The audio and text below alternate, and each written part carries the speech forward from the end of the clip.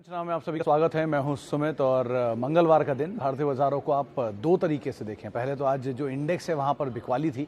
Nifty Sensex second half में और ज़्यादा तेज़ बिकवाली के साथ रहे, जहां पर फर्स्ट हाफ में फ्लैट टू नेगेटिव बायस, थोड़ी सी रिकवरी 18,000 के ऊपर निफ्टी पहुंचा एक समय में, लेकिन सेकंड हाफ में एक तेज़ इंटेंसिटी का सेल ऑफ जो कि फ्रंट लाइन इंडेक्स में आया निफ्टी सेंसेक्स में, और साथ साथ निफ्टी बैंक जो कि तेज़ बिकवाली के साथ 500 साढ़े 500 अंकों के फॉल में बंद होता हुआ दिखाई पड़ा।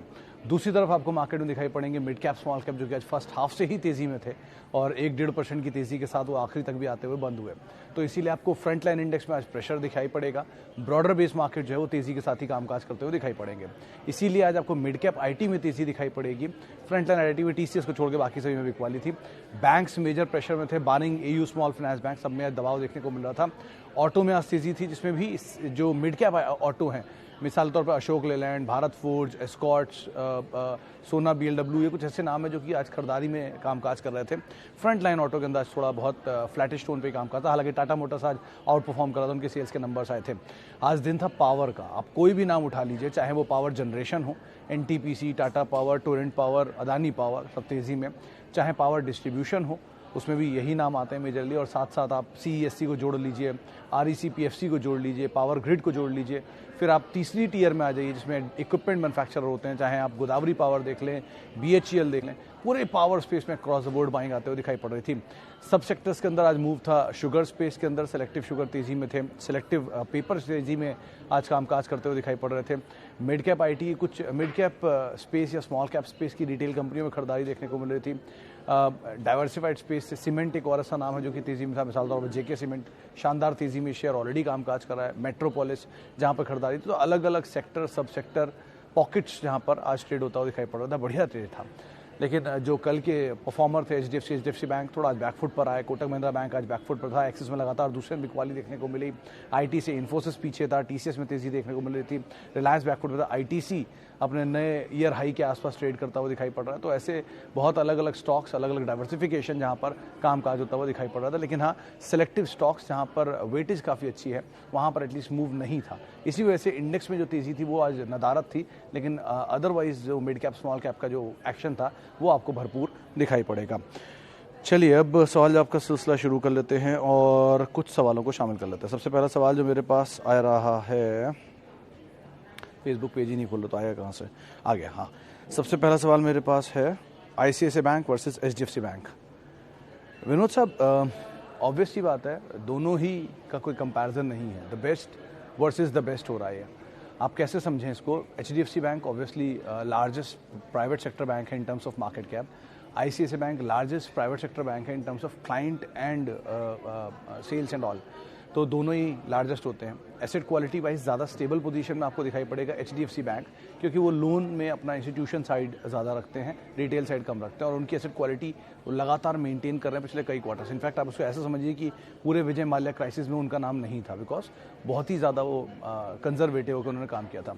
आईसीआईसीआई की स्ट्रेंथ है रिटेल बैंकिंग में, जो कि वो बहुत स्ट्रॉन्ग होल्ड रखते हैं और वहाँ पर उनका कामकाज ज़्यादा बेटर है।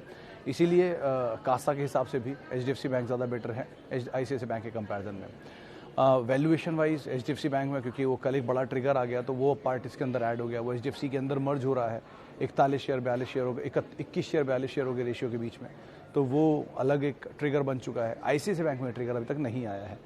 और आईसीआईसीआई बैंक क्योंकि एक ओनरशिप रखता है बाकी सब्सिडरीज के अंदर, मिसाल के तौर पर आईसीआईसीआई सिक्योरिटीज़, प्रूडेंशियल, लोम्बार्ड, तो वो एक अलग इनके लिए वेटेज ऐड करता है। तो होल्डको का एक जो स्टेटस एचडीएफसी को मिला हुआ है वो आईसीआईसीआई को मिल सकता है।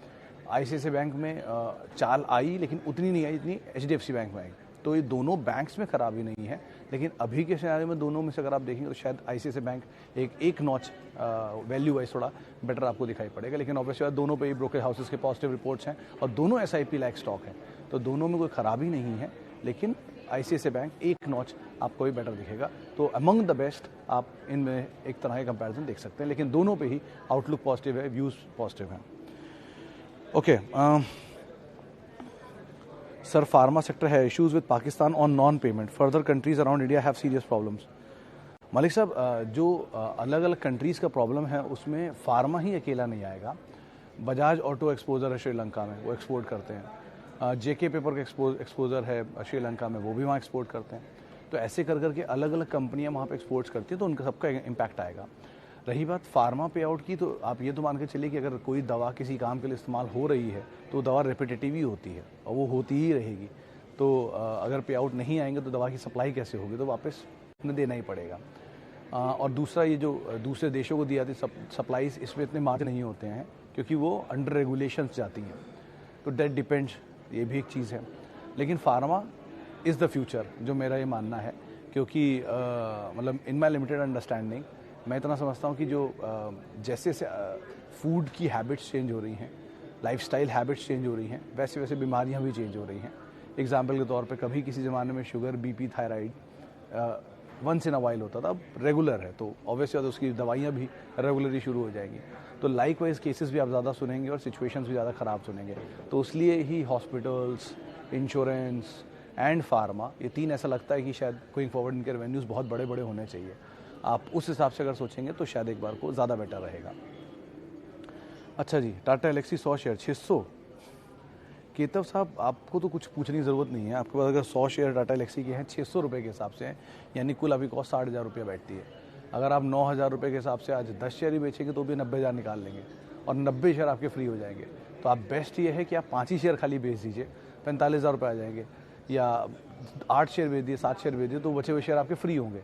उनको फिर आप होल्ड करिए, ताजीवन होल्ड कर लीजिए, कोई दिक्कत नहीं है। वो फ्री के शेयर हैं और ऑलरेडी बड़ा रेवेन्यू आपको दे रहे हैं।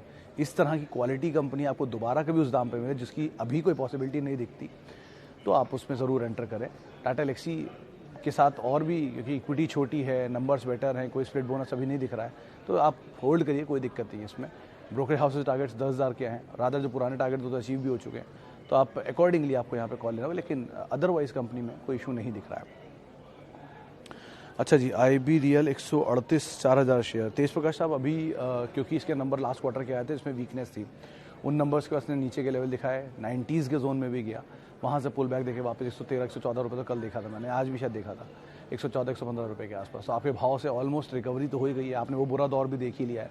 तो बेटर है कि अभी आप थोड़ा और समय दे दीजिए, जब इतना टाइम दिया तो और दे दीजिए, और धीरे धीरे इसके नंबर्स पे नज़र रखिएगा, क्योंकि ये क्वार्टर के नंबर्स में कैच ये होगा कि इनकी इनपुट कॉस्ट बढ़कर आएगी, लेकिन इसमें नहीं आएगी, Q1 में आएगी, क्योंकि Q4 में प्रोजेक्ट्स रुके हैं इनपुट कॉस्ट की वजह से, लेकिन वो ऑलरेडी माल बिक चुका है और इन्वेंट्री थी इनके पास बनी हुई, तो वो शायद अगले सिनेरियो से दिखेगा और उसमें ही इंटरेस्ट रेट बढ़ने का भी इम्पैक्ट आएगा। तो वहाँ कुछ कंसर्न आएगा, तब तक आपको भाव मिल जाएगा, उसके हिसाब से आप कॉल लीजिएगा फिर। अच्छा जी, कैम्प्स, नौकरी, जुबिलेंट फूड, ऑर्डर रखना होगा तो जुबिलेंट फूड, कैम्प्स और नौकरी, ये ऑर्डर में आप रखिएगा। पहले दो और ज़्यादा बेटर है, Jubilant and camps. Info education में ऑलरेडी बहुत बड़ा रनअप दिखा चुका है, तो आप उसके हिसाब से इस पर कॉल लीजिएगा। Okay, KPIT 150 600 long term. Ketav साहब, KPIT के इसमें आज ही किसी ब्रोकरेज हाउस ने इसको रिकमेंड किया था, आई थिंक मोतीलाल ओसवाल की तरफ से शिवांगी जी आई थी, उन्होंने इसमें तेज़ी की बात बोली थी।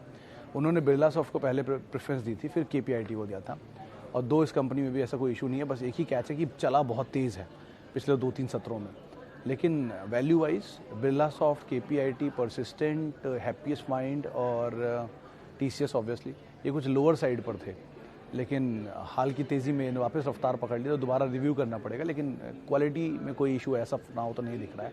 और कुछ बाजार के जानकार तो मानते हैं कि ये अगला टाटा एलेक्सी बनेगा, लेकिन वो बहुत दूर की बात है। टाटा एलेक्सी बनने के लिए उसे इतना लंबा पेशेंस भी चाहिए। 1995 का शेयर आज आपके सामने इस भाव पर आया, तो उतना पेशेंस आप देंगे तो बात अलग है, लेकिन एज ऑफ नाउ आप इसमें एटलीस्ट होल्ड करें। शिवांगी जी तो यही राय दे रही थी। BSC 650 45 share. Sir same case BSC में भी अगर आपने एडजस्टमेंट से पहले लिया है 650 रुपये में, तो 3,000 रुपये में जाके एडजस्टमेंट हुआ और 900 950 के आसपास का दाम आ रहा है, तो आपकी कॉस्ट तो ऑलमोस्ट 150 रुपये के आसपास होनी चाहिए अगर प्री एडजस्टमेंट है तो आप 45 में से 5 शेयर बेचेंगे तो भी आपकी कॉस्ट निकल आएगी, तो आप फ्री के शेयर अपने होल्ड कर लीजिए। लेकिन अगर आपने एडजस्टमेंट के बाद, क्योंकि 650 मेरे ख्याल से आया नहीं है, तो आपकी पुरानी खरीदारी होनी चाहिए। तो बेटर यही है कि अगर आप पुरानी खरीदार हैं और आप समय दे ही सकते हैं, तो बेचने में कोई औचित्य नहीं है, बने रहना ज़्यादा बेटर है। जानकार तेज़ी मान रहे थे, ऑलरेडी तेज़ी आ चुकी है, और आज ही वो मोतीलाल ओसवाल के जो वाइस चेयरमैन साहब हैं रामदेव अग्रवाल साहब, उनके इंटरव्यू में उन्होंने बात साफ बोली कि करीब करीब 9 करोड़ के आसपास अभी हमारे पास खाते पहुंच चुके हैं डीमैट के, जो वो एक्सपेक्ट कर रहे हैं कि शायद 25 से 30 करोड़ के आसपास आ जाएंगे। तो अगर इस तरह के अकाउंट होते हैं तो यहाँ से 3 गुना वॉल्यूम आप एक्सपेक्ट करिए, और वो 3 गुना वॉल्यूम BSC MCX इन्हीं एक्सचेंजेस में ही जाएगा। एटलीस्ट बीएससी तो इसमें बड़ा प्लेयर रहेगा ही, तो आप बने रहिए। अभी तो फिलहाल मतलब इंडिया की ग्रोथ स्टोरी को वो मान रहे हैं कि शायद शुरू नहीं हुई, तो आप बने रह सकते हैं। देवयानी 90 रुपये पे। विशाल साहब, अदरवाइज अगर देखें तो कंपनी के साथ इश्यूज़ हैं कुछ इनके सेल्स को लेकर, लेकिन एक ही चीज़ मोटा रखूँगा। कल एक ब्रोकर हाउस की रिपोर्ट थी, मैं नाम भूल रहा हूँ उनका, उन्होंने 200 रुपये के टारगेट इसमें दिए हैं। वो मैंने ट्वीट भी किया था, कल के ट्वीट में आप चेक कर लीजिएगा। तो उसको आधार मान के, उसकी कमेंट्री को आधार मान के एटलीस्ट आप बने रह सकते हैं। लेकिन प्लेयर सेगमेंट का जो लीडर है वो ऑब्वियसली बात है जुबिलेंट फूड है, तो आप उसको ही पहली तवज्जो दीजिएगा कभी किसी फॉल में अगर आपको मिलता है तो। Okay, 15 share of HDFC, swap ratio 25 versus 45 HDFC bank. तो मिश्रा साहब, आप इसमें पूछ क्या रहे हैं? आपके पास 15 शेयर हैं, आप कैसे इसको ट्रेड करेंगे ये कह रहे हैं? तो जिस रेशियो में आपने वो तय किया है कि 25 पे 45 मिल रहे हैं, तो एक पे आप निकाल लेंगे कितने मिलेंगे आपको, और उससे 15 से मल्टीप्लाई कर लेंगे, उतने आपको मिल जाएंगे HDFC बैंक। जो बचा हुआ अमाउंट है वो कैश में ट्रांसफर हो जाएगा। इस तरह से इनके एडजस्टमेंट्स होते हैं। लेकिन हैविंग सेड दैट, अगर आपने 15 शेयर लिए HDFC लिमिटेड के या HDFC बैंक के भी, तो भी दोनों में आपको कुछ करने की ज़रूरत नहीं है, सिर्फ शांति से बैठिए और इस तरह के कॉर्पोरेट एडजस्टमेंट का मजा लीजिए। हर फॉल में HDFC बैंक को मैंने ऐड करने के लिए बोला था, क्योंकि उस तरह के बैंक्स को, इस तरह के इंस्टीट्यूशंस को आप अवॉइड नहीं कर सकते। लीडर्स के साथ यही बेनिफिट होता है कि जब उनमें मर्जर, टी मर्जर, एडजस्टमेंट्स होते हैं तो वो वैल्यू क्रिएट करते हैं।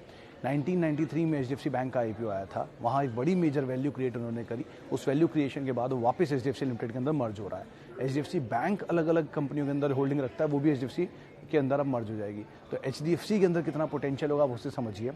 60% के आसपास की डिस्काउंटेड वैल्यू चल रही थी इसकी इन्वेस्टमेंट की वजह से, क्योंकि HDFC एक होल्डिंग कंपनी थी बाकी कंपनियों की। तो होल्डिंग कंपनियां हमेशा डिस्काउंट पे चलती हैं, प्रीमियम पे चलती हैं 60% के आसपास की। जैसे आप एग्जांपल के तौर पे लीजिए JSW होल्डिंग को, बजाज होल्डिंग को, इनको आप अगर देखेंगे तो इनकी इन्वेस्टमेंट की वैल्यू से ये हमेशा 60% डिस्काउंट में मिलेंगे आपको। तो वो चीज़ के आधार पर, जैसे आप अलम्बिक लिमिटेड, अलम्बिक फार्मा को देख सकते हैं। अलम्बिक लिमिटेड की स्टेक की वैल्यू और अलम्बिक फार्मा की टोटल वैल्यू उस तरह की है ही नहीं। अलम्बिक लिमिटेड 3-4 हज़ार करोड़ की कंपनी है और अलम्बिक फार्मा के प्रमोटर है वो, जो कि 11-12 हज़ार करोड़ की कंपनी है। तो अक्सर इसका तक दिया जाता है कि इतनी सस्ते में क्यों है, क्योंकि वो इन्वेस्टमेंट वैल्यू होती है, इसको 60% डिस्काउंट किया जाता है। तो जैसे ही ये मर्जर होगा वो डिस्काउंट की वैल्यू भी एडजस्ट होगी। तो ये एक बड़ा गेम चेंज है और ये बहुत कुछ बदलेगा इसके बाद। देश की तीसरी सबसे बड़ी ग्रुप ऑलरेडी है, वो और बड़ी हो जाएगी, तीसरी सबसे बड़ी कंपनी बन जाएगी मार्केट कैप के लिहाज से, सेल्स के भी लिहाज से छठी या सातवीं कंपनी होगी, और ओवरऑल भी कंपनी जो है शायद 10वें 11वें नंबर पर आ जाएगी। तो आप अदरवाइज भी इसके अंदर बन सकते हैं, ऑब्वियसली बात है, ग्रुप के अंदर कोई दिक्कत नहीं है। ओके, अनिल जी का सवाल है कि अच्छे दिन वापस आ गए। सर मेरे हिसाब से बुरे दिन कभी आए नहीं थे, तो अच्छे का तो मतलब ही नहीं बनता। दो ही तरह के दिन होते हैं, अच्छे और बहुत अच्छे। अब आप कौन से ढूंढ रहे हैं उस पर डिपेंड करता है। मेरी लॉन्ग टर्म पिक में सर मतलब मैं अपने आप तो कोई रिकमेंडेशन कर नहीं सकता, लेकिन जो ब्रोकरेज हाउसेज की व्यूज़ हैं उसके हिसाब से हाँ, लक्ष्मी ऑर्गेनिक्स ज़रूर एक लॉन्ग टर्म पिक है, और रोसारी बायोटेक पे मैंने कभी टिप्पणी नहीं की। तो बेटर यही है कि आप बने रहें उसमें और नंबर्स को क्रूशली वॉच करें, जो मैं हर बार बोलता हूँ लक्ष्मी ऑर्गेनिक्स के केस में। रोसारी के केस में मैं भी कोई टिप्पणी नहीं कर सकता, मैंने इसके नंबर्स को देखा नहीं है। ओके, कोटक महिंद्रा बैंक लंबी अवधि के लिए आप ज़रूर होल्ड कर सकते हैं। यहाँ पर भी डीप वैल्यू है, कंसीडरिंग ICICI के अंदर ICICI के ब्रोकरेज बिजनेस जो अलग से लिस्ट हुआ, प्रूडेंशियल बिजनेस इंश्योरेंस का अलग से लिस्ट हुआ, लोम्बार्ड जनरल इंश्योरेंस अलग से लिस्ट हुआ। कोटक के केस में ऐसा कोई भी चीज़ लिस्ट नहीं हुई है। अगर आप कोटक के लास्ट क्वार्टर के नंबर भी देखेंगे तो उनके नंबर्स के साथ एक पावर पॉइंट प्रेजेंटेशन आती है जो कि उनकी BSE पे अवेलेबल है। उस PPT के अंदर भी आपको मल्टीपल इंडिविजुअल कंपनीज़ के अलग से नंबर दिए जाते हैं। उन नंबर्स को आप इन नंबर से मिला सकते हैं और एक बहुत अच्छा इवैल्यूएशन निकाल सकते हैं कि इसकी वैल्यू कितनी बनेगी। हालांकि वो वैल्यू बहुत सारी डीप वैल्यू उसके अंदर है, वो कब निकलेगी कहना मुश्किल है, लेकिन ये कोटक के अंदर एक अच्छी वैल्यू है जो कभी ना कभी शायद निकल सकती है। तो उस हिसाब से आप देखिए, और ब्रोकरेज हाउसेज ऑब्वियसली बात है यहाँ पे तेज़ी की बात कर रहे हैं। अच्छा जी, Nykaa again heading for 1 lakh crore market cap. Malik साहब, अगर ये अपडेट है तो बहुत बहुत शुक्रिया। अगर आप मतलब खुश हो रहे हैं तो भी वो अच्छी बात है, और दुखी हैं तो भी कुछ कह नहीं सकता। लेकिन हैविंग सेड दैट, मेरा वही टेक रहेगा, जब तक कंपनी की प्रॉफिटेबिलिटी उस मार्केट कैप को सपोर्ट नहीं करती, वो सस्टेन करेगी या नहीं कहना मुश्किल है। तो ज़रा उसका आप ध्यान रखिएगा। प्रॉफिटेबिलिटी उतनी सपोर्ट करनी चाहिए, बारिंग अदानी ग्रुप, जहाँ पर 33,000 करोड़ की मार्केट कैप है, 33,000 करोड़ की सेल्स के ऊपर अभी मार्केट कैप मिल रही है 75,000 करोड़ की, अदानी विल्मर है केस में, और 11,000 करोड़ की सेल्स के ऊपर उसी से मार्केट कैप मिल रही है 25,000 करोड़ रुपये। तो ये गैप दिखता है, उनको छोड़ दीजिए उस ग्रुप को, लेकिन बाकी सब में तो सिचुएशन आपके सामने कभी ना कभी शायद क्लीन हो जाए। चलिए अब लास्टली एक सवाल, best stock to buy any from Adani pack. Sir Adani pack में बेस्ट स्टॉक अगर आप ढूंढ रहे हैं तो शायद अदानी पोर्ट हो सकता है, लेकिन अदानी पावर में भी काफ़ी बज़ है अभी, तो ये दोनों स्टॉक पे आप नज़र रखिएगा। लेकिन best stock is always a leader, चाहे वो TCS हो जो भी बहुत सस्ते दाम पे मिल रहा हो, इन्फोसिस हो जो आज फॉल में था, लाइकवाइज HUL जो कि बहुत करेक्ट हो चुका है, ITC इवन, तो किसी ऐसे लीडर के साथ ही रहना ज़्यादा बेटर है। अल्ट्राटेक सीमेंट रिसेंटली फॉल में आया था, तो आप ऐसे कोई भी लीडर ढूंढ लीजिए, एशियन पेंट्स, पीडीलाइट, जो नंबर्स के बाद थोड़ा थोड़ा टूटते रहें, उनको आप धीरे धीरे SIP में ऐड करिए। HDFC लाइफ इनफैक्ट हाल के फॉल के बाद क्या स्ट्रॉन्ग पुल बैक आया, 100 रुपये चल चुका है वहाँ से, तो ऐसे करके आप किसी लीडर के साथ रहिए, वो ज़्यादा सेफ ऑप्शन रहता है बहुत ही ख़राब सिचुएशन सिनेरियो में।